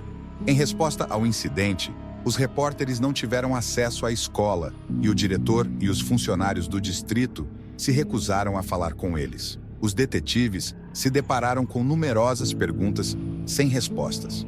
Foram de porta em porta no prédio de 32 andares, esperando encontrar testemunhas que pudessem ter visto Paola na área onde seu corpo foi encontrado. Infelizmente, não conseguiram encontrar ninguém que a tivesse visto por lá. Além disso, os detetives não tinham informações sobre a aparência da pessoa responsável por essa tragédia. Restava incerto se Paola foi assassinada no local isolado, cheio de parafernália de crack, onde seu corpo foi encontrado ou em outro lugar. Durante a investigação, os detetives conseguiram reunir alguns detalhes importantes. Descobriram que Paola costumava ficar regularmente na escola após o horário para um workshop de jornalismo às quartas e quintas-feiras. No dia de seu trágico assassinato, ela estava trabalhando em um artigo sobre seu pai com a intenção de enviá-lo como presente de Dia dos Namorados. Também descobriram que, naquele fatídico dia, Paola saiu da escola após o workshop por volta das 4 da tarde e caminhou para o norte pela primeira avenida com uma amiga. Elas se separaram na rua 106 e Paola continuou em direção ao prédio de apartamentos de sua família. Durante as investigações, os detetives descobriram que outro adolescente chamado Aaron Warford havia entrado no mesmo elevador que Paola. No entanto, quando falaram com ele, afirmou ter descido no 19º andar, enquanto Paola continuou subindo. Como resultado, Os detetives deixaram de considerá-lo como suspeito. A autópsia revelou a terrível magnitude da horrível experiência que Paola sofreu. Ela foi estuprada, estrangulada e esfaqueada 3 vezes perto do coração. O médico legista também notou marcas alongadas incomuns em suas coxas. Ficou claro que Paola resistiu bravamente ao ataque e seu agressor separou suas pernas à força, causando hematomas em suas coxas que combinavam com o formato dos dedos do agressor. O médico legista também coletou cabelos masculinos de seu corpo, que foram guardados como prova. No dia 2 de fevereiro de 1991, o corpo de Paola foi sepultado no cemitério de São Miguel, em East Elmhurst, Queens. 4 meses após seu trágico assassinato, a família de Paola decidiu se mudar para Flushing, Nova York, e recebeu apoio da Victim Services, uma organização privada sem fins lucrativos que ajuda vítimas de crimes violentos e suas famílias. Em Flushing, Olga também participou do programa para famílias de vítimas de homicídio, também dirigido continuava a se adaptar e a curar sua dor. Eles se agarravam à esperança de obter justiça para Paola. No entanto, com o passar do tempo, o caso de Paola foi esfriando, e a busca por respostas tornou-se cada vez mais desafiadora. O assassinato de uma menina de 13 anos deveria ter sido uma notícia importante em qualquer cidade e em qualquer época. No entanto, na violenta Nova York de 1991, esse horrível crime em East Harlem passou em grande parte despercebido. Entre 1990 e 1992, a cidade registrou mais de 2.000 assassinatos por ano, com uma média de 6 corpos descobertos diariamente nos 5 condados da cidade de Nova York. Infelizmente, a maioria desses casos ocorreu em bairros empobrecidos e predominantemente minoritários, como East Harlem, South Bronx e East New York, Brooklyn. Lamentavelmente, muito poucos desses casos receberam atenção significativa da mídia, que frequentemente se concentrava em crimes mais sofisticados, envolvendo vítimas brancas e ricas em locais pitorescos. Sem a pressão da mídia ou dos políticos, o caso de Paola tornou-se um homicídio de baixa prioridade. Como resultado, seu assassinato permaneceu sem solução e amplamente esquecido durante a maior parte da década de 1990. Em meados da década de 1990, as taxas de criminalidade na cidade de Nova York estavam em declínio. No entanto, persistiu uma tendência perturbadora nos projetos habitacionais do East Harlem. Uma série de incidentes aparentemente não relacionados começou a ocorrer, todos envolvendo agressão e assassinato de jovens adolescentes atraentes, independentemente de serem negras ou hispânicas. Em 1994, uma menina de 15 anos se tornou vítima quando foi confrontada por um agressor que brandia uma faca. Esse caso revelou um padrão consistente utilizado pelo perpetrador, que se repetiria várias vezes nos 4 anos seguintes. Ele se aproximava das adolescentes por trás e as guiava para um local isolado, onde as vendava com uma peça de sua própria roupa, as obrigava a se despir e depois as submetia a agressões. Notavelmente, a sobrevivente de 15 anos conseguiu fornecer uma descrição de seu agressor. Era um jovem bem arrumado, musculoso e demonstrava um senso exagerado de autoimportância. Surpreendentemente, ele chegou a dizer à vítima que ela deveria se considerar sortuda por ser agredida por alguém. Em 10 de setembro de 1997, os bombeiros responderam a um incêndio no telhado dos edifícios George Washington, na rua 1400 East. A resposta veio de uma delegacia no Bronx, que tinha um relatório de pessoa desaparecida de uma jovem chamada Yohalis Castro. Em seguida, descobriram o corpo sem vida de uma mulher que havia sofrido graves abusos, sido espancada com um objeto contundente e queimada tão gravemente que era irreconhecível. Esta vítima foi posteriormente identificada como Yohalis Castro, uma jovem de 19 anos que havia se mudado para Nova York, vinda da República Dominicana com sua família. Yohalis, uma jovem mãe com uma filha, estava estudando ciência da computação em uma faculdade comunitária do Bronx. 7 meses depois, em abril de 1998, uma menina de 13 anos foi a próxima vítima no mesmo bairro. Felizmente, essa jovem vítima conseguiu escapar com vida. 2 meses depois, em 2 de junho de 1998, Rashida Washington, de 17 anos, teve um trágico fim. Ela foi encontrada em uma escada do 15º andar de um projeto habitacional na rua 112 East, após ter sido roubada, agredida e estrangulada. Naquele momento, não tínhamos certeza do que exatamente havia acontecido com ela. A encontramos morta ao chegar. Ela estava nua por baixo da camisa que a cobria, quase como um sudário. Parecia que a haviam colocado sobre seu rosto e a parte superior do corpo. Mas ela estava nua por baixo, sem sutiã ou camisa. Seu corpo sem vida, com o torso nu coberto por uma camisa, havia sido colocado sentado contra a parede. Assim como as vítimas anteriores, Rashida, uma estudante de moda que trabalhava em uma boutique de roupas, era pequena e pesava apenas 45 quilos. Tragicamente, foi assassinada apenas 3 dias após celebrar seu 18º aniversário. Ainda naquele ano, durante o outono, outras 2 adolescentes foram vítimas de agressões na mesma área. Uma jovem de 15 anos foi atacada em 25 de setembro de 1998, seguida por uma de 14 anos em 16 de novembro. Felizmente, essas 2 adolescentes sobreviveram, provavelmente porque não conseguiram ver bem o agressor antes de serem vendadas. Entrevistamos o namorado dela, entrevistamos muitas pessoas, mas ninguém se destacou como um suspeito viável. Mesmo com o acúmulo desses casos semelhantes, a polícia não reconhecia publicamente a possibilidade de um assassino em série que atacava garotas adolescentes em East Harlem. No entanto, devido às preocupações levantadas pelos pais das vítimas, a polícia decidiu tomar medidas. Na década de 1990, existia um banco de dados relativamente pequeno de amostras de DNA registradas, pois os testes generalizados em condenados ainda não haviam começado. No entanto, ocorreu um avanço significativo no outono de 1998 em relação aos casos de East Harlem. Os especialistas forenses da polícia de Nova York compararam provas de fluidos corporais do assassinato de Rashida Washington com provas de outros 2 casos semelhantes no bairro.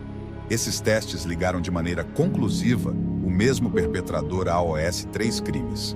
Inicialmente, acreditava-se que a primeira vítima fazia parte de um padrão diferente, mas descobriu-se que esse caso não estava relacionado a esse padrão de violação, mas sim que criou um novo padrão com os detetives tinham provas sólidas que confirmavam a existência de um criminoso em série que atacava adolescentes em Harlem.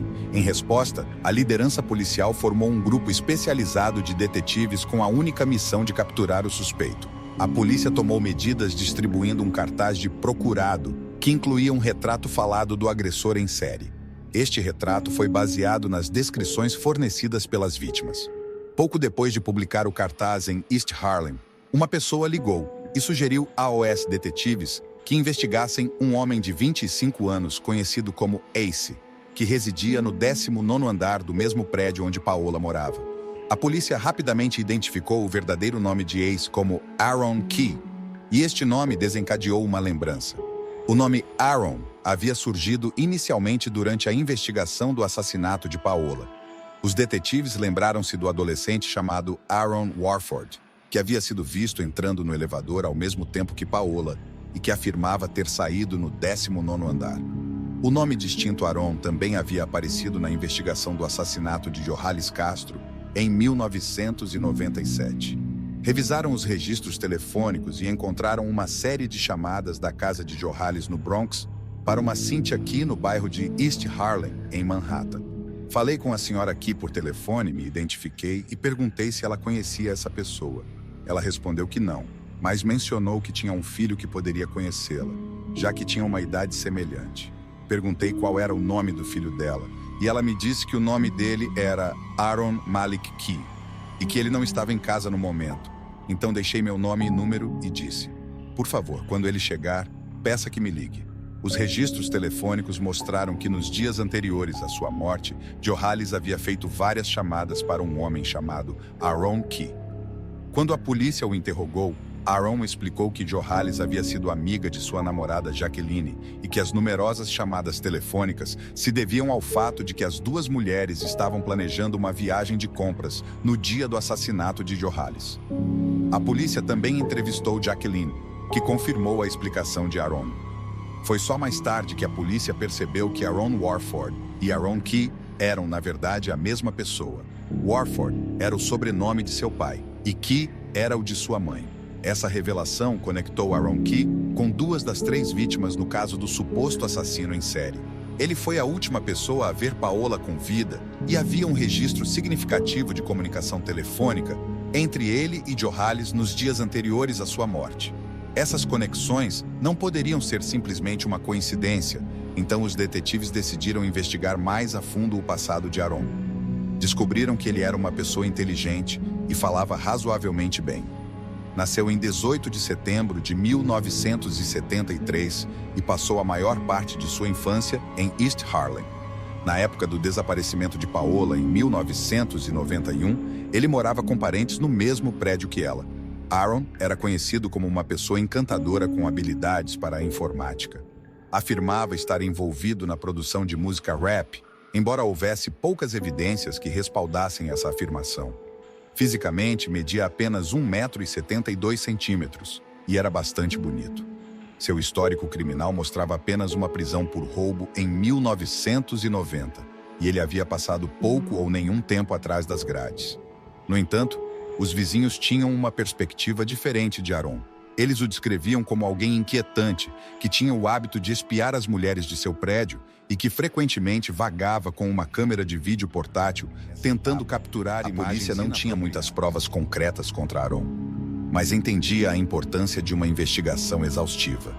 Eles se concentraram no assaltante de setembro de 1998, que havia deixado para trás um boné preto e um suéter cinza. Os detetives decidiram investigar mais a fundo essas peças de roupa em busca de pistas. Seus esforços deram resultados quando encontraram uma etiqueta de lavanderia em uma das peças. Essa etiqueta levou a polícia a uma lavanderia localizada perto do prédio de Aaron. O que tornou essa descoberta ainda mais significativa foi que a lista de clientes dessa lavanderia incluía a mãe de Aaron, Cynthia. Cada informação parecia apontar Aaron como o principal suspeito, e as forças da lei estavam cada vez mais convencidas de que realizar testes de DNA confirmaria sua participação nos crimes. No entanto, havia um obstáculo importante.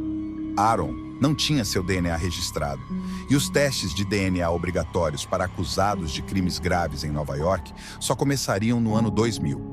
Na década de 1990, obter uma amostra de DNA não era tão simples quanto levar um suspeito e pedir um cotonete. Os testes de DNA ainda eram considerados procedimentos invasivos, e adquirir uma amostra exigia autorização judicial baseada em suspeita razoável.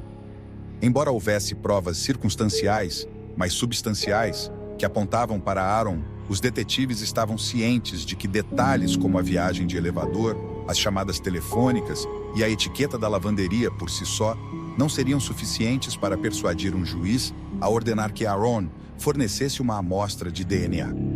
Em consequência, a polícia teve que recorrer a um plano alternativo. Seu enfoque inicial envolvia seguir Aaron Key com a esperança de que ele deixasse, sem saber, uma amostra de sua saliva, como ao cuspir ou descartar um chiclete. No entanto, essa tática rapidamente se mostrou infrutífera. Em 8 de fevereiro de 1999, os detetives finalmente tiveram uma oportunidade quando Aaron foi preso por sua participação no roubo de um disco rígido de computador. Como não havia leis que ordenassem testes de DNA para pessoas presas em Nova York naquela época, a polícia teve que recorrer a um pouco de engano na tentativa de obter uma amostra de DNA. Elaboraram um plano em que uma detetive se disfarçou de médica, usando um jaleco branco de hospital, se aproximou de Aaron e pediu que ele fornecesse uma amostra de saliva para o que descreveu como um teste de rotina. Ela entregou documentos esperando que ele assinasse um formulário de liberação. No entanto, Aaron, sendo cauteloso, tomou seu tempo para ler o documento. Quando notou uma linha que mencionava a análise de DNA, ele se recusou a cooperar. Afirmou que era um testemunha de Jeová praticante e que sua fé lhe proibia de participar de qualquer forma de tratamento médico. Aaron percebeu o que a polícia estava buscando e estava determinado a refeição naquela noite. Ele rasgou seu copo de papel em pedaços e o jogou no vaso sanitário. Para confundir ainda mais os investigadores, trocou seu copo com o... Quando os resultados do teste de DNA ficaram prontos em 12 de fevereiro de 1999, Aaron já havia sido libertado sem fiança, já que enfrentava apenas uma acusação menor. Enquanto isso, O Departamento de Polícia de Nova York ofereceu uma recompensa de $11 mil por qualquer informação que pudesse levar à sua prisão. As autoridades logo descobriram que Aaron havia viajado para Brownsville, Brooklyn, e se encontrado com sua namorada de 16 anos chamada Angelique. Os pais dela acreditavam que teriam um encontro no Dia dos Namorados. No entanto, em vez de cumprir com seus planos, Aaron e Angelique embarcaram em um ônibus com destino à Flórida, saindo de Newark, Nova Jersey. Os detetives temiam que Angelique pudesse estar em perigo, potencialmente enfrentando o mesmo destino que as vítimas anteriores. Depois que Aaron chegou ao sul da Flórida, fez 2 ligações telefônicas para outra namorada em Nova York. Naquela altura, as notícias de sua condição como suspeito de ser um assassino em série fugitivo já haviam aparecido nas manchetes. A segunda namorada, ciente da situação, contatou imediatamente a polícia e forneceu informações de que Aaron estava hospedado no Hotel Miami Sun, localizado a apenas 2 quadras da praia, na 1ª Avenida Nordeste, no centro de Miami. Respondendo a essa pista, 2 detetives de Nova York correram para o hotel e começaram a vigiá-lo.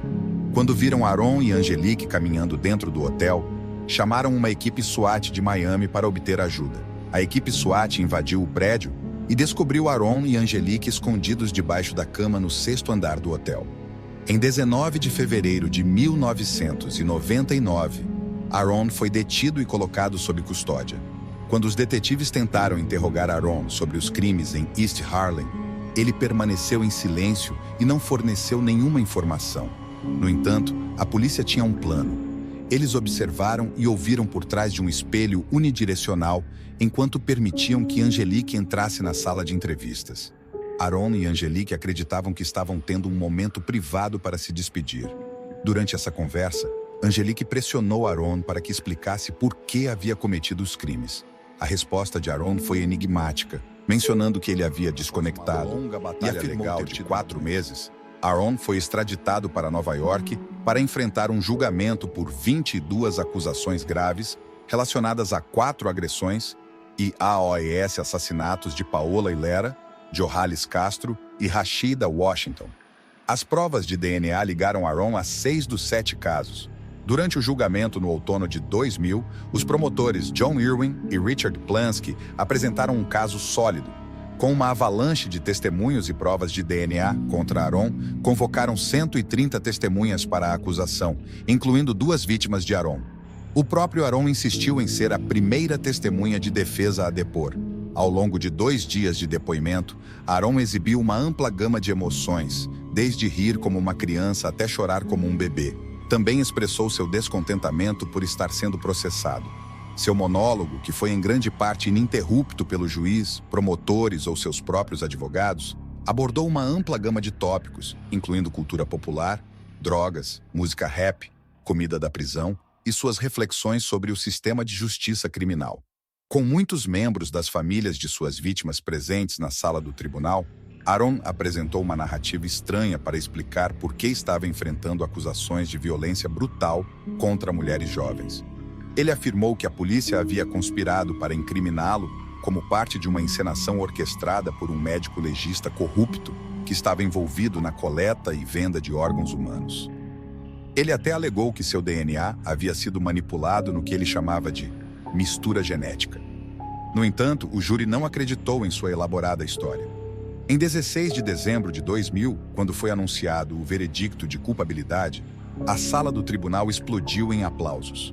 Posteriormente, Aaron foi conduzido diante da multidão de familiares enlutados e lhes dirigiu um insulto profano. Durante a sentença, um mês depois, em janeiro de 2001, os familiares das vítimas de Aaron tiveram a oportunidade de se dirigir diretamente a ele.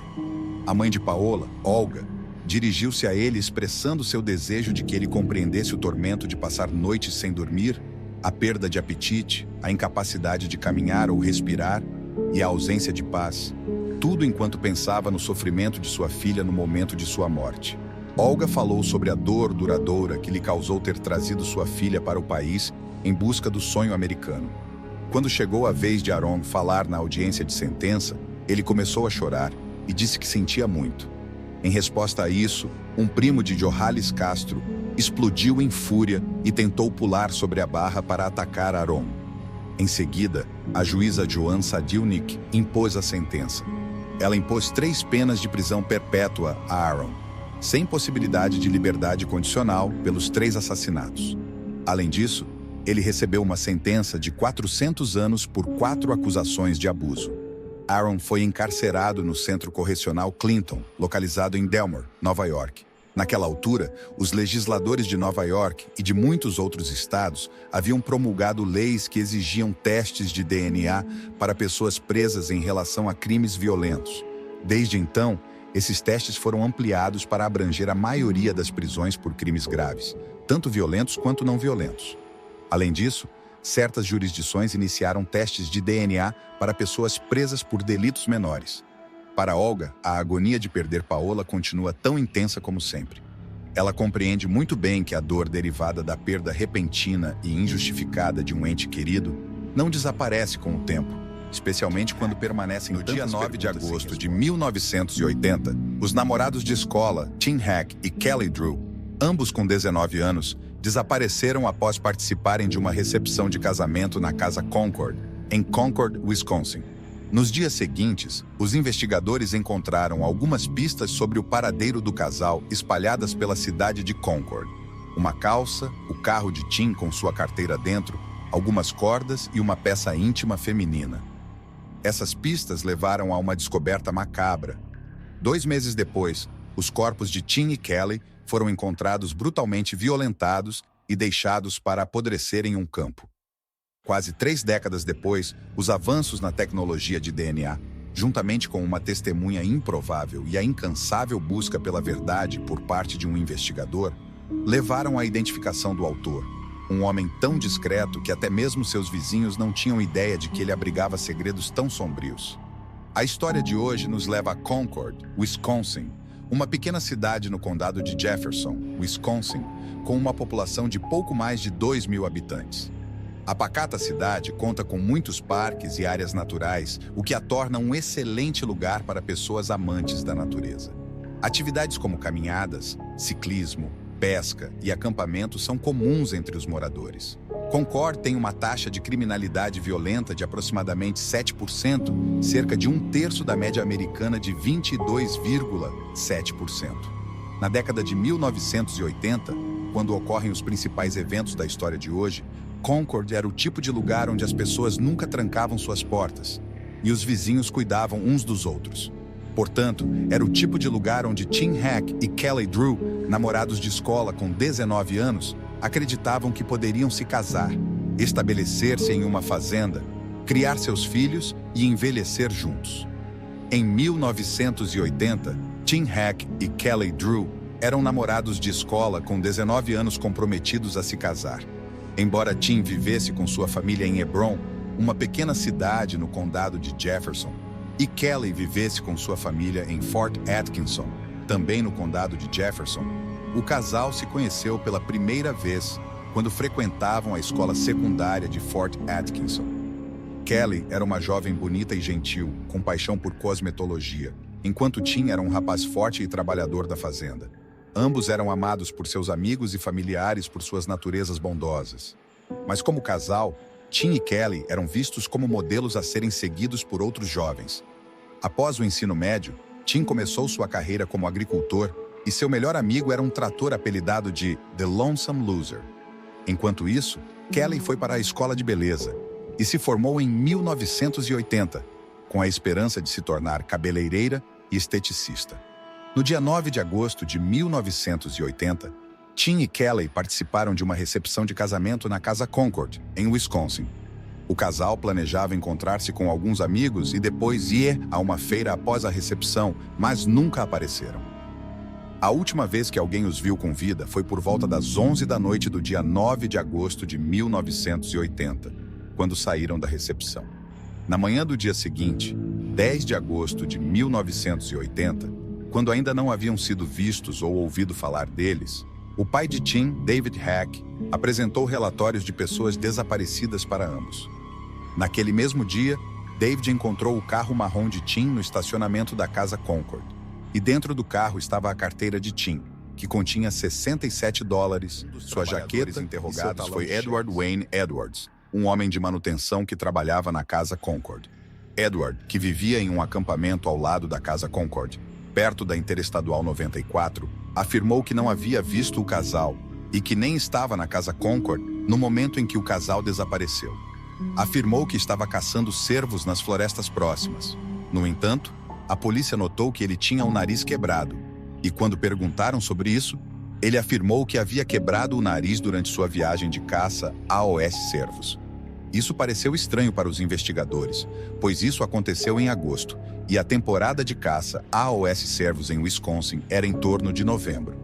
Depois que a polícia o interrogou, Edward se mudou com sua esposa e seus 5 filhos para fora de Wisconsin em setembro de 1980. Enquanto isso, a pista mais promissora que os investigadores tinham eram os depoimentos de testemunhas oculares que haviam visto uma caminhonete suja estacionada ao lado do carro de Tim no estacionamento da Casa Concord. As testemunhas afirmaram que viram a caminhonete sair suspeitosamente no momento em que viram Tim e Kelly pela última vez. Edward tinha uma caminhonete que correspondia a essa descrição, onde costumava guardar um revólver calibre 357, mas sem um número de placa ou provas contundentes que o vinculassem à cena do crime, a polícia pôde fazer muito pouco para seguir essa pista, e assim, todas as outras pistas na investigação se esgotaram. O arquivo do caso foi arquivado e o caso ficou sem solução. Em 2008, 20 anos após os assassinatos de Tim Heck e Kelly Drew, Richard Lewell, do Departamento de Justiça de Wisconsin, um dos investigadores responsáveis pela investigação original, pediu que o caso fosse reaberto. Durante quase 30 anos, Lewell não havia conseguido deixar de lado o caso e agora, que estava perto da aposentadoria, queria fazer tudo o que pudesse para fechá-lo. Em uma entrevista, disse: "À medida que me aproximava da idade de aposentadoria, o DNA estava dando saltos drásticos. Sentia-se mais confiante em prosseguir com o caso devido aos avanços tecnológicos e científicos das últimas décadas. Sua nova confiança se refletia no fato de que ele abordava o caso com vigor. Lewell sentia que a polícia já havia interrogado o assassino nas primeiras etapas da investigação e que o nome da pessoa estaria no arquivo. Só precisava encontrá-lo. Após 2 meses revisando os arquivos, depoimentos de testemunhas e gravações de entrevistas, um nome destacou-se para Lewell: Edward Wayne Edwards. Não apenas Edward tinha a oportunidade e os meios para cometer os crimes, mas o fato de que ele mudou toda a sua família de Wisconsin pouco depois de ser interrogado pela polícia levantava suspeitas. Lewell e uma equipe de investigadores de casos arquivados decidiram seguir sua intuição de que Edward era o assassino em potencial. Quando entrevistaram os vizinhos de Edward enquanto ele vivia em Concord, Wisconsin, descobriram que ele era uma pessoa muito difícil de conviver. Ele tinha um temperamento violento e era volátil. Um homem inquieto, que frequentemente batia em sua esposa e filhos sem motivo. Diziam que ele era basicamente um monstro. Seu filho, John Edwards, que tinha 37 anos em 2008, descreveu-o como um homem problemático, dizendo: "Eu não acho que ele soubesse controlar suas emoções." Em 2009, havia algum tipo de April Balacho, filha de Edward, entrou em contato com as autoridades com informações perturbadoras. Ela afirmava saber coisas sobre o caso arquivado do assassinato de Tim Heck e Kelly Drew, que acreditava que poderiam ajudar os investigadores a resolver o caso. No entanto, essa informação envolvia um dos homens mais próximos de sua vida: seu pai, Edward Wayne Edwards, um ex-fuzileiro naval com um longo histórico criminal. April era uma criança curiosa enquanto crescia, e a vida incomum de seu pai era o quebra-cabeça mais fascinante para ela. Ao longo de sua vida, ela tinha perguntas sobre como seu pai vivia e por que a família tinha que se mudar com tanta frequência. Um dia, já adulta, encontrou um artigo de jornal sobre os assassinatos não resolvidos de Tim Heck e Kelly Drew, e lembrou-se de que a família se mudou de Concord, Wisconsin, por volta dessa época. O quebra-cabeça começava a se encaixar e ela simplesmente sabia que tinha que entrar em contato com as autoridades. Edward Wayne Edwards nasceu em Akron, Ohio, em 1933. Perdeu os pais em tenra idade e teve que viver em um orfanato dirigido por freiras. O tempo de Edward no orfanato foi marcado por abusos físicos e emocionais, o que o transformou em um adolescente inquieto e rebelde, Ele teve vários encontros com a polícia por pequenos delitos, como roubo em lojas e invasão de propriedade. E aos 17 anos, já estava cumprindo pena em um centro de detenção para menores. Em 1951, quando Edward tinha 18 anos, foi liberado do centro de detenção juvenil com a condição de se alistar nos fuzileiros navais dos Estados Unidos. Mas depois de apenas alguns meses como fuzileiro, Edward desapareceu e foi dispensado desonrosamente. Ele não estava pronto para deixar para trás a vida de crime, porque logo se viu novamente na prisão por roubo. Em 1955, quando tinha 22 anos, escapou da prisão em Akron e viajou por diferentes estados roubando postos de gasolina. Edward passaria o restante de seus 20 e 30 anos como fugitivo, vagando pelo país enquanto fazia trabalhos temporários aqui e ali, trabalhando como estivador, vendedor de aspiradores de pó e operário. Segundo sua autobiografia, é fácil perceber que Edward gostava de sua notoriedade durante esse período. De acordo com ele, nunca tentou usar um pseudônimo ou disfarçar sua identidade enquanto cometia seus crimes porque queria ser famoso. Em 1960, aos 27 anos, Edward estava novamente na prisão, desta vez por tentar se passar por um oficial federal. No entanto, ele escapou da prisão em Portland, Oregon, onde estava detido, o que levou o FBI a incluí-lo em sua lista dos 10 mais procurados. Em 1962. As autoridades prenderam Edward e o encarceraram na penitenciária dos Estados Unidos em Leavenworth. Mas ele foi libertado em 1967 por bom comportamento. Em suas memórias, ele atribuiu seu amadurecimento à influência de um guarda benevolente em Leavenworth. Após ser libertado condicionalmente, Edward casou-se e tornou-se um orador motivacional. Em 1972, aos 39 anos, Edward apareceu em 2 programas de televisão, To Tell the Truth e What's My Line. Nesse mesmo ano, publicou sua autobiografia, The Metamorphosis of a Criminal, The True Life Story of Ed Edwards, aparecendo em inúmeros programas de entrevistas e concursos de televisão com este livro sobre sua vida como um mestre do crime. No final dos anos 60, Edwards estava na lista dos 10 mais procurados do FBI e era suspeito de um duplo homicídio em Portland, Oregon. Eles não conseguiram provar que ele fez isso, mas ao verificar o histórico criminal de Edward Wayne Edwards, vejo que ele esteve na prisão e foi condenado por vários crimes, incluindo roubo, furto de veículos, fraude e incêndio criminoso. Ele fez muitas coisas. Ele exibiu todos os sinais clássicos de um assassino em série estereotípico. Era uma pessoa má, tinha uma afinidade por provocar incêndios e era extremamente controlador. Parecia que as estrelas finalmente estavam se alinhando para Edward. Ele havia enganado o sistema e estava a caminho do sucesso. Infelizmente, a boa sorte de Edward não durou muito. Em 1977, ele cometeu seu primeiro assassinato. Suas vítimas foram Billy Lavaco, de 21 anos, e sua namorada Judith Straub, de 18 anos, residentes de Sterling, Ohio. Billy e Judith saíram para um encontro no dia 7 de agosto de 1977, mas nunca retornaram. Mais tarde, naquele dia, o carro de Judith foi encontrado no estacionamento do Parque Metropolitano Silver Creek, com seus sapatos e bolsa ainda dentro. No dia seguinte, 8 de agosto, a polícia de Norton, com a ajuda de familiares e um helicóptero da Guarda Nacional, iniciou a busca por Billy e Judith. A equipe de busca encontrou seus corpos entre a vegetação alta perto do Parque Metropolitano. Eles foram baleados a queima-roupa com uma espingarda calibre 20. Na época, os investigadores não conseguiram ligar o caso de Billy e Judith a Edward, então ele escapou impune desses assassinatos. Esses assassinatos também estabeleceram um padrão que continuaria com os assassinatos de Tim e Kelly. Enquanto isso, em 1982, quando tinha 49 anos, Edward estava novamente atrás das grades na Pensilvânia por incêndio criminoso, mas ainda estava orgulhoso de seus feitos criminais, pois em 1993, escreveu uma carta ao FBI solicitando seus registros criminais e históricos por cidades de 19 estados.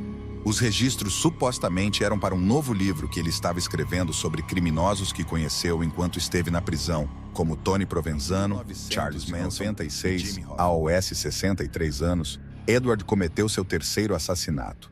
Sua vítima foi seu filho adotivo, Danny Boy Edwards, de 25 anos, que viveu com ele em Burton, Ohio, durante 7 anos. Antes de seu trágico fim, Danny Boy era soldado do Exército dos Estados Unidos, e Edward conseguiu convencê-lo a abandonar o exército e a voltar para casa. Quando Danny Boy chegou em casa, Edward o enganou para que entrasse em uma floresta próxima e então o matou com 2 tiros no rosto. Edward deixou o corpo de Danny Boy em uma cova rasa e foi encontrado por um caçador que alertou as autoridades. No entanto, assim como em seu primeiro caso de assassinato, Edward também escapou impune do assassinato de Danny Boy nos anos seguintes. Pessoas próximas a Edward, como seu filho John e sua filha April, o descreveram como um homem problemático, extremamente abusivo com sua esposa e filhos, o que levou seus filhos a sair de casa o mais cedo possível para escapar de seu abuso. Os investigadores acreditavam que Edward se encaixava no perfil estereotípico de um assassino em série. Ele tinha um longo histórico criminal, era fisicamente violento com os membros de sua família, e o fato de ter escrito um livro sobre seus crimes mostrava que ele era um narcisista. Além disso, Edward tinha experiência militar, então saberia como amarrar os nós nas cordas que os investigadores acreditavam que foram usadas para estrangular Kelly. Além disso, o histórico de incêndios criminosos de Edward se encaixava perfeitamente com a imagem de alguém extremamente controlador. Para quando tinha cerca de 70 anos, Edward estava acima do peso e tinha que se mover em uma cadeira de rodas, dependendo de um cilindro de oxigênio para respirar. Seus vizinhos em Louisville, Kentucky, não tinham ideia de que, por trás de sua fachada de idoso, estava uma mente malévola que havia causado tanto mal. No entanto, com novas evidências e as declarações de April, os investigadores agora tinham motivos mais sólidos para acreditar que Edward poderia ter estado envolvido nos assassinatos. Eles precisavam visitá-lo, e quando os investigadores chegaram à sua casa em Louisville e começaram a interrogá-lo, Edward negou saber algo sobre os assassinatos de Tim Hack e Kelly Drew. Afirmou que não havia ouvido nada sobre seu desaparecimento. Embora tenha sido interrogado sobre isso, os investigadores insistiam e o pressionavam mais. Edward confessou que havia tomado algumas cervejas na Casa Concord, naquela fatídica noite, e que talvez tivesse visto o casal. Também disse, em contradição com sua declaração inicial, que não estava caçando cervos naquela noite. Após a entrevista, os investigadores perguntaram se podiam coletar uma amostra de saliva para realizar testes de DNA. Edward concordou confiantemente, acreditando que o teste de DNA não revelaria nada que ele não quisesse que os investigadores soubessem. Quando o Laboratório de Crimes do Estado analisou a amostra de DNA de Edward, ela coincidiu com o DNA encontrado nas calças de Kelly. Em 2009, Edward havia se estabelecido em um parque de trailers em Louisville, Kentucky. Era agradável e amigável com seus vizinhos, e nenhum deles suspeitava que ele tinha um passado tão sombrio. Até que a polícia o prendeu e o levou para Wisconsin no dia 31 de julho de 2009. Ele foi acusado dos assassinatos de Tim Hack e Kelly Drew. Enquanto o entrevistavam, Edward foi confrontado com os resultados do teste de DNA, e os investigadores pediram que explicasse como seus fluidos corporais chegaram às roupas de Kelly. Edward começou a gaguejar, inventando uma história sobre como ele e Kelly tinham tido intimidade no início da noite de 9 de agosto de 1980, mas que foi consensual. Ele se mexia inquieto em seu assento, movendo as mãos em todas as direções. Quando sentiu que os investigadores não acreditavam em sua atuação, suspirou e murmurou algo entre dentes.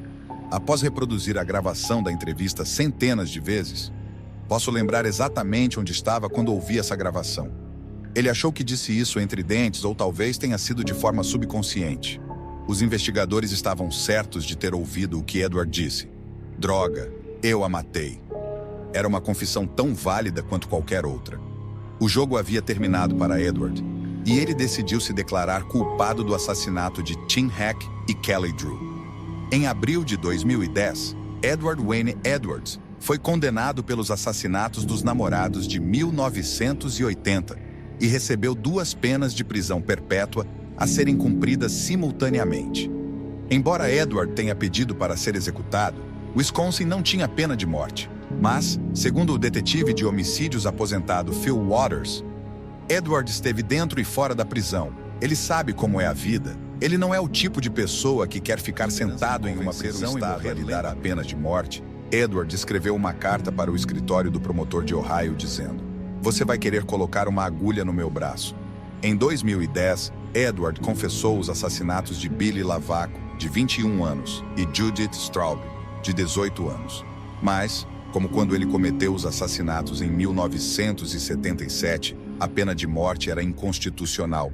Ele não teve seu desejo atendido e, em vez disso, recebeu uma pena de prisão perpétua para cada assassinato. No entanto, ele ainda tinha um as na manga. Em 2011, durante uma entrevista na prisão, Edward confessou o assassinato de seu filho adotivo, Danny Boy Edwards, de 25 anos. Seu motivo era a apólice de seguro de vida de $250 mil que ele receberia com a morte de Danny Boy. Desta vez, seu plano funcionou e, em 8 de março de 2011, Edward foi condenado à morte pelo assassinato de Danny Boy Edwards. Embora tenha sido condenado por apenas 5 assassinatos, especula-se que ele poderia ter pelo menos de 9 a 15 vítimas não descobertas.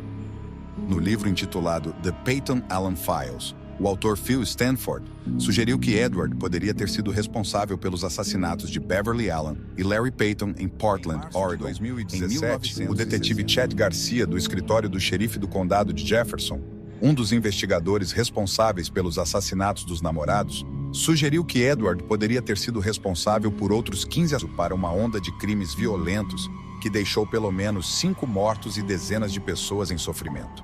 Edward evitou a execução por injeção letal, que estava programada para o dia 31 de agosto de 2011. Embora Edward tenha sido preso e não tenha escapado impune dos assassinatos de Tim e Kelly, seus familiares não encontraram exatamente alívio com isso. A mãe de Kelly, Norma Walker, disse que, em vez de obter encerramento, a prisão de Edward reabriu feridas antigas. Ela disse: "Eu esperava que esse dia chegasse, mas agora que está aqui, é realmente difícil. Tudo começa de novo. Todas as memórias voltam. Ele me roubou minha filha, me roubou os natais, os aniversários, os casamentos, tudo o que as famílias fazem juntas." Quanto à família de Tim, o fato de terem encontrado o assassino de seu filho e de sua namorada foi suficiente. O pai de Tim, David, disse que estava simplesmente contente que tudo tivesse terminado e grato pela tecnologia de DNA que confirmou que Edward era o assassino. April Balácio, a filha de Edward, cuja pista ajudou a resolver o caso arquivado, agora dedica seu tempo a ajudar as famílias de vítimas de casos arquivados a encontrar encerramento. Através de seu podcast, The Clearing, ela investiga casos de assassinatos não resolvidos e tenta convencer as autoridades a reabri-los. Tim Hack e Kelly Drew tinham um futuro brilhante pela frente que lhes foi tirado violentamente por seu assassino, Edward Edwards. O assassino em série não tinha nada pessoal contra o casal. Eles estavam simplesmente no lugar errado na hora errada, o que torna tudo ainda mais trágico. Embora Edward tenha sido preso e condenado à morte por seus crimes, alguns acreditam que ele escapou da justiça ao morrer de causas naturais apenas semanas antes de ser executado. O que você acha disso? Edward recebeu o que merecia? Suas vítimas obtiveram justiça? Chegados a este ponto, você não viu este outro crime? Eu não perderia, hein?